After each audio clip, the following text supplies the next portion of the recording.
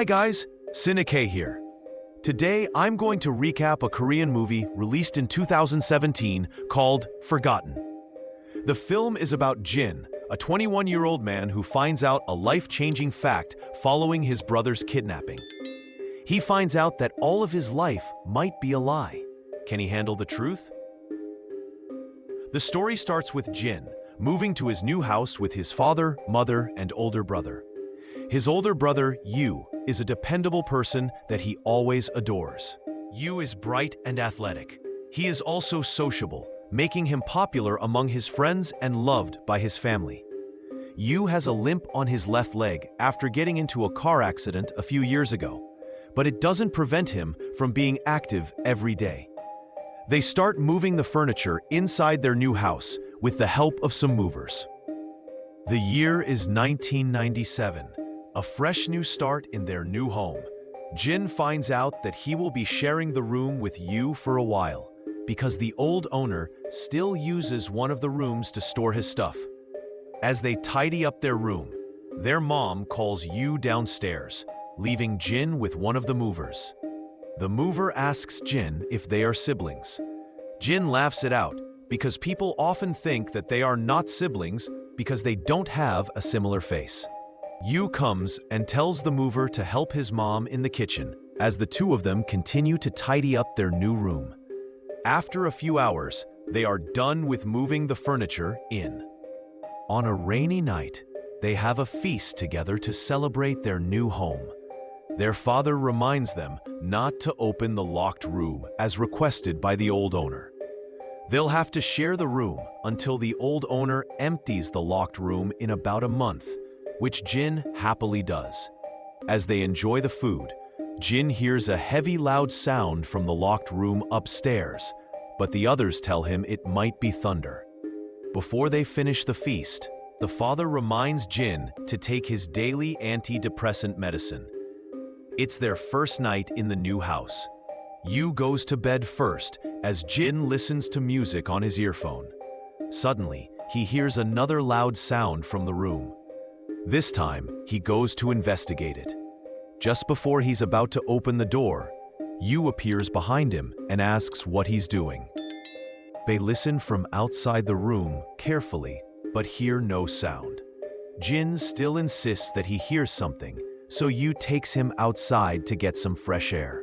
As they stand together under the rain, they talk for a bit to clear their mind. Jin says his thanks to Yu because he is always there for him. Yu picks up his flip phone to answer a call from their father, telling him to do something. So Yu heads back first, leaving Jin alone to enjoy the rain with his music player. After a while, he decides to head back too, but unexpectedly witnesses his older brother being kidnapped by a group of men that dumped him into a van and left. He rushes back home to notify his parents and collapses afterward. While unconscious, he keeps getting dreams about something that feels real to him. After a couple of days, he finally regains consciousness. His parents are glad to see him okay, but Yu is still missing. They tell him that the detectives will soon come to ask him what happened that night. Jin retells exactly what happened to the detectives and gives them the license plate number of the black van that the kidnappers use. But the detectives insist that such a van doesn't exist. It makes Jin frustrated, so they end the interrogation. The waiting game starts. They wait for the kidnapper to contact them for ransom money. After 2 weeks have passed, nothing significant happens. Jin starts to have the same dream over and over again, a familiar scene that feels so real. On top of that, he also gets nightmares about the locked room. Suddenly, on the morning of the 19th day since the kidnapping, Yu suddenly returns by himself. However, he has no recollection of what happened. The doctor believes that the traumatic experience has repressed his memories of that day. Jin notices small changes in Yu's behavior. He often goes out at night, but already comes back by the morning, which at first Jin ignores. One day, Jin is about to take his daily antidepressant medicine, but it falls under the kitchen counter. When he tries to take it, Yu comes and invites him to eat together, making him skip his daily medicine that day.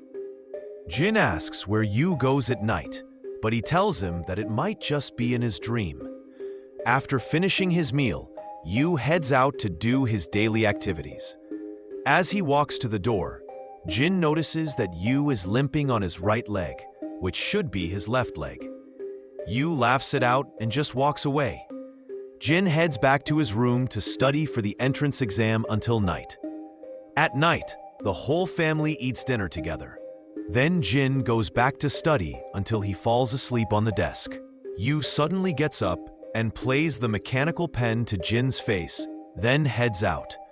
At first, Jin pretends to be asleep, but then decides to follow Yu. As Yu enters a taxi, Jin quickly calls another taxi to follow him. They get off at the nearby market area. Jin sees Yu meet with two thugs that turn out to be the same persons as the detective that questioned him weeks ago. As Jin follows Yu further, he is stopped by those two thugs. They chase him around, making Jin have no option but to run. When Jin thinks he is out of danger, his brother appears out of nowhere and sedates him. The next day, Jin finds himself asleep at the desk where he studied before he starts following Yu. Still in shock, he runs away from Yu and locks himself in the bathroom. Yu tries to convince Jin that it was not real, as Jin skipped his medication yesterday. Yu tells him that the chase, the taxi, the thugs are only his hallucinations. Jin calms down a bit, then apologizes to Yu. When he goes back to study, he finds the pencil lead that was dropped by Yu last night and remembers that he didn't mention anything about the taxi to Yu. This makes him sure that the one who came back from the kidnapping is not his real brother. He tells this to his mom and plans to follow Yu together the next time he heads out. At night, he has another nightmare about the locked room. When he wakes up, he goes to the kitchen to get a glass of water. He accidentally overhears his mother talking on the phone, telling Yu that Jin is starting to get suspicious of them. As Jin walks closer, the creak sound of the floor alerts her. Jin quickly runs outside to hide as the mother tries to find the sound's source. The mother is convinced that it is Jin, so she goes upstairs to check his room.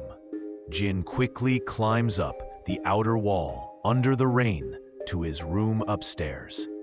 He manages to tuck himself under the blanket before the mother gets there, but he is soaking wet and the window is open, making it clear that he was from outside.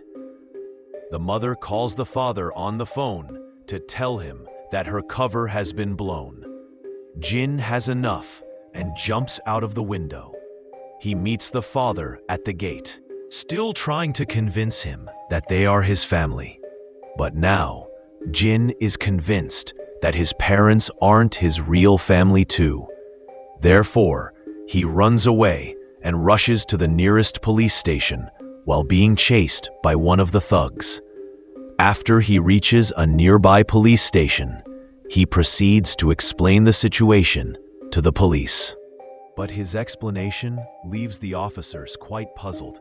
When Jin says that he is 20 years old, the police become more confused and tell him to see himself in the mirror. Finally, he looks at the mirror and sees an older man. At this point, he realizes that he's not as young as he thought. The year is 2017, not 1997. Confused and angry, he goes back to the house and goes straight to the locked room. There he finds two mannequins lying down on the floor with fake blood. The family shows up and Jin demands an explanation. The young man, who pretends to be his brother, explains a murder at the house that happened 20 years ago on the 20th December of 1997. A mother and her teenage daughter were killed. However, the police couldn't solve the case. Several years later, the victim's family hired him to find the killer. After some careful investigation, he was able to determine Jin as the murderer. Therefore, his team kidnaps him and tortures him to obtain a confession. However, he doesn't have any memory of being a killer. As a result, the young man decides to try hypnosis to make him remember. The team creates a new plan to make Jin return to his last happy memory and recreate the events that led to that fateful night. That way, Jin might remember what happened that night. Everything was going according to the plan until the police arrested the young man for fraud.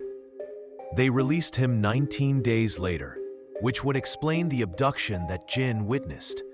The mysterious sound from the locked room that he hears is the man's team reconstructing the murder scene. And to keep Jin under hypnosis, they give him the special medicine that he takes daily. Although Jin believes in the story, he reassures that he never killed anyone. At a moment of confusion, he throws himself out of the van to run away. They try to chase him, but ends up crashing the van onto a tree. Jin tries to leave the scene, but a truck passes by and hits him in a moment of distraction. As he's lying on the ground, he starts to remember the past. During the flashback, Jin is with his real family in a car, but suddenly, they get into an accident. The car accident kills both of his parents and leaves his older brother in critical condition. 6 months later, the doctor tells him that his brother needs surgery soon. At that time, the country's economy was bad. Being only a high school graduate also doesn't help. He posts a message on an internet forum asking for a job. An anonymous user approaches him and offers him a job. He needs him to kill a woman in exchange for money. Desperate for money, he accepts. The anonymous user provides an address and instructions on how to enter the house. Jin is ordered to kill the woman and leave her 2 children unharmed. Inside the house, Jin starts to have second thoughts and is about to leave. However, the woman approaches him. When she sees Jin holding a knife, she screams. He tells her not to scream, which she abides. However, the daughter walks downstairs and sees him. She panics and runs upstairs to hide. Jin goes after her and accidentally stabs her. Seeing the wounded daughter, the mother screams, making Jin panic and stab her. Right before Jin leaves the house, a little boy appears. Jin tells him to go to bed and counts to 110 and waits for his mom. The boy does as he's told. As Jin walks outside, he looks at the family portrait and realizes that the house belongs to his brother's doctor. Jin meets up with the anonymous user. As he suspected, it was his brother's doctor. The doctor explains that he needs his wife's life insurance money to keep their kids out of the street due to the economic crisis. The doctor is angry when he finds out that Jin killed his daughter too. He tries to throw Jin from the rooftop, but he slips and falls to his death during the fight. The flashback is over, and Jin regains consciousness at the hospital. The young man that pretends to be his older brother is waiting for him there. He is about to inject poison into Jin, but Jin finally confesses to the murder. He remembers every single detail now and tells him the truth. As Jin tells him the story, the young man reveals to him that he was the little boy on that night. He suffers a lot when he grows up in an orphanage and can't enjoy the insurance money as his relatives took everything away. The young man asks Jin who is the one who told him to kill his mother. He suspected his own father as he registered a bunch of insurance just before his mother's death. But Jin lies to him, telling him that it was his own doing. The man can read past Jin's lies and walks away with the bitter truth that he already suspected all along. In the end, they both can't handle the truth. The young man leaves the room to jump out from a window, while Jin injects himself with the poison. And that's where the story ends. If you like this video, don't forget to hit the like button and subscribe. Also, hit the notification bell to get updated on every video that we upload. Thank you, and have a great day.